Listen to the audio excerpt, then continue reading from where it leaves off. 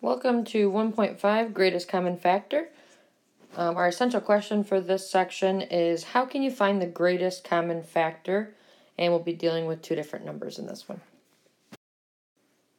A Venn diagram uses circles to describe relationships between two or more sets. And we are going to actually learn how to use a Venn diagram to find greatest common factor of two numbers. If I were given the numbers 36 and 48 and I wanted to complete a Venn diagram to identify any common factors, this is what I would simply do. So I'm going to start off with 36 and I'll put 48 over here. And then I'm going to have my two Venn diagrams that look like this. And this is where 36 will go. I'm going to circle it. And this is where 48 will go. Okay? So I'm going to start off with listing my factors of these two numbers. So obviously 1 times 36 works. 2 times 18. And then we have 3 multiplied by 12. And you see if 4 goes into it, you have 9 times. Then you just ask us if 5 works, and it will not go into 36. Think about if 6 works. So 6 times 6. And then you go to 7, 8, 9, and then we wrap back around because we use 6. So those are the factors of 36. Do the same thing for the factors of 48. So then you should come up with these. 1 times 48, 2 times 24, 3 times 16, 4 times 12, and 6 times 8, and then it wraps back around. So now what you do is you take all of these numbers, and anything that 36 and 48 share will go right here in the middle.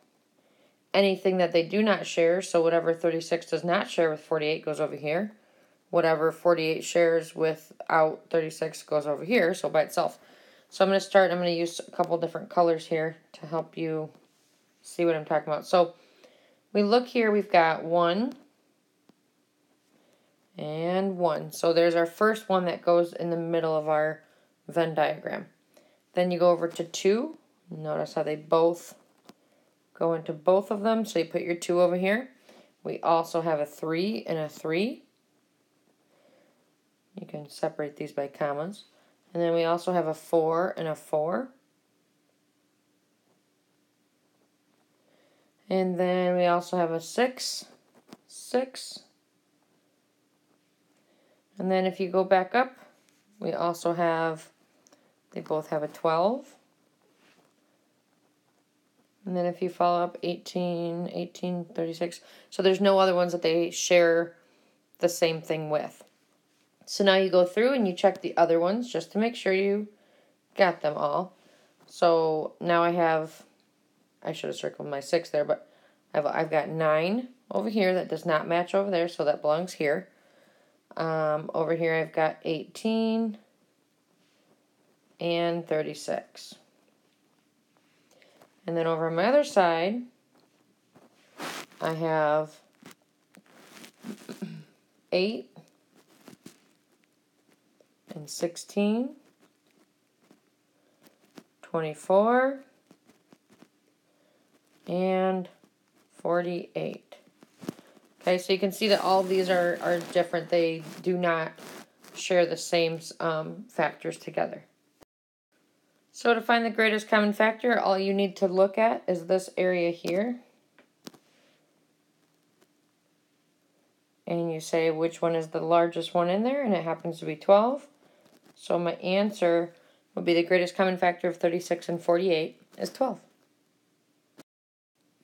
Okay, here are a couple of vocabulary words for you. We're going to start with common factors. Factors that are shared by 2 or more numbers. And then we've got a greatest common factor, which is the greatest of the common factors. And then what we're going to be working on today is one way to find the greatest common factor, or GCF is what we'll call it, of two numbers is by listing the factors. So please write this down and then pause it, and we'll move on from there. Example 1, finding the GCF using lists of factors. Remember, GCF is greatest common factor. So your directions will look something like this. Find the GCF of 24 and 40. What we're going to do is we're going to list the factors of each number, and then we will figure out what the greatest common factor is. So we'll start with 24. We've got 1 times 24. Then we have 2 times 12. And then we have 3 times 8. 4 times 6. And then we wrap back around. And then looking over at 40, we've got 1 times 40, 2 times 20, 4 times 10, 5 times 8, and then 6 and 7 do not work, so we go wrap around to 8. So these are our common factors of 24 and our common factors of 48. 40. So now what we're going to do is we're going to look and see which ones are all common. And what I'm going to do is I'm just going to circle the ones that are common. So I've got 1 and 1, 2, 2, 3, so 3 is not over there. We got 4 and 4. Then we wrap back around. I've got 6 doesn't work. 8 works because I have 8 over here and 8 over here. There's no 12. There's no 24, so then I'm all completely fine. I found as many as I could. So now all you need to look at is which one out of those is the greatest. Obviously, 8 is your largest number that is similar. So 8 is our answer. Another way to find the GCF is by using prime factors of the number, and that's what we're going to do next. So example 2 is finding the GCF using prime factorization. We're going to look at this and note that the directions say on here to find the GCF of 12 and 56. So we're going to make a factor tree for each of the numbers, and I'm going to start with 12. So you can do 2 times 6. And then you can circle your prime numbers here. 2 times 3. And then before you do anything else, you're going to do the same thing over here. 7 times 8. 2 times 4. 2 times 2. So now that we've done that, now we're going to take and we are going to use those prime numbers that we just found. So I'm going to list out 12. So 12 equals 2 times 3. And then I'm going to list out 56. 56 equals 2. You can cross them off when they get bigger. Times 2 times 2 times 7. Notice how I went in order. It's probably good to get in the habit of that. And now what we're going to do is we're going to circle the common prime numbers, or the common prime factors, I should say. So we've got 2 and 2, 2 and 2, and then there's only 1 3, there's only 1 2, and there's only 1 7, so those would not count. Now you're going to find the product. Remember, product means multiplication of the common prime factors. So this is where it gets tricky, and this is just something you need to memorize. So if I've got a 2 that is common, I'm just going to list 1 2. I have another 2 that is common, so I'm going to multiply it. Remember, finding the product of the prime factors. I'm going to multiply it by that one. 2 times 2 is 4.